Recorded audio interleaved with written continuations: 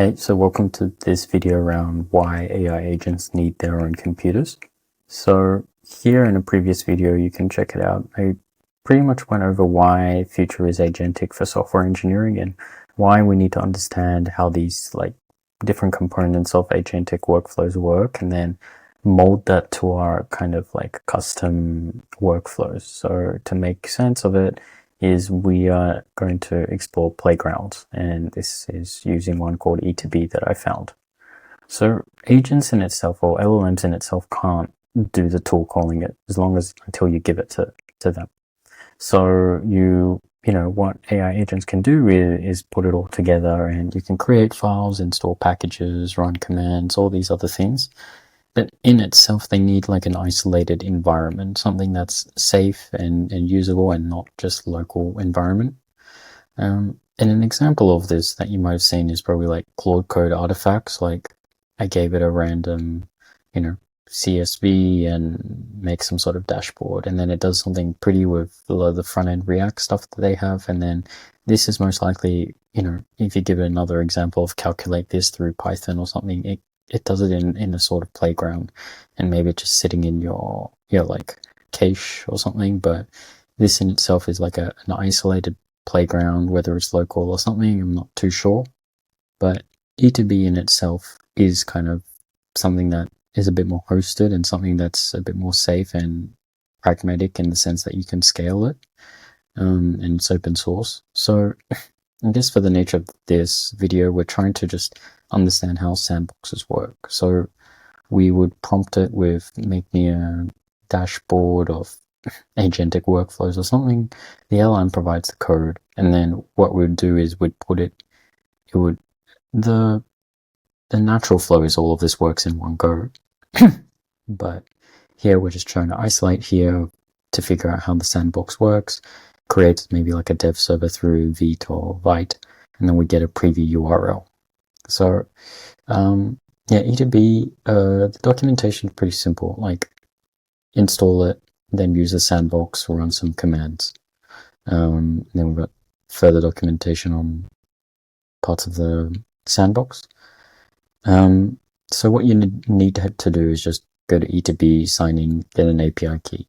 So I'm just going to get started. So there's this repo here. And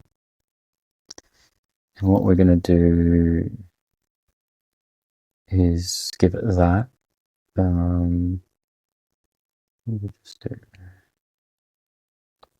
add a few more NPM things.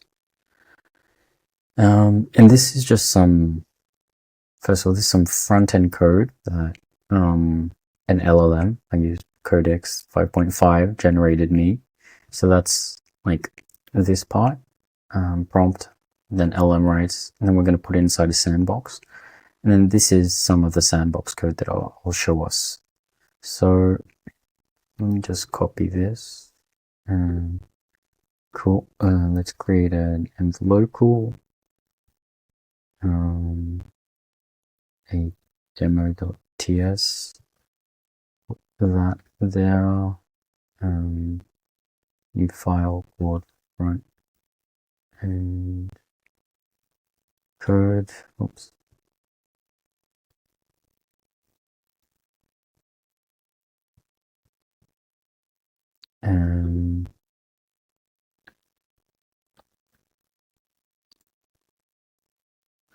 Cool. So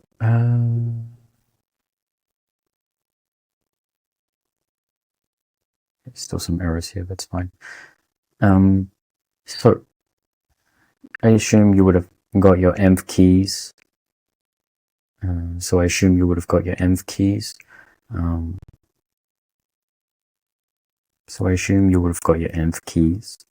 And then what we're trying to do now is, okay, so I haven't had any requests on this dashboard, and I'm going to go over the code. So here we're just adding some sort of app directory, and then here is just assignment of a port. Create the sandbox, that's great. run it off. This is kind of hard coding it because just for tutorial sake, but we've given it already, some package JSON, invite config, things like that. And here is the cool part about sandboxing is that you can host the port, and then you can just start a preview URL so that you get access to it. Just some simple logging and things done. And then the front end is pretty simple with just some config, JSX, prepare this, render it, or whatever. We're just going to run this demo. So as you can see, it's starting to create the sandbox, do the React app, and install the dependencies. And if we reference our code, so here, make the file directories, install the packages here, start the Vite server, give us a preview URL. So it's that leave this process while ever. Okay, so we got this. So let's check it out. Cool. So yeah, this is just vibe code in itself, but the cool part is that this is very similar and akin to how like this kind of like sandbox here is providing it in Claude Code and Claude Code artifacts. And I think it just shows the power of, okay, we can create our own isolated environments very quickly. And it just writes here. I think we'll probably see some usage here, okay, which is great. And then we can spin up as many sandboxes, do them in a contained, programmable, and safe environment, and then keep iterating, adding more tools, and just being able to scale our own custom agentic workflows. So it's really fun to play around with it and understand it better. So hopefully it's useful. Cheers.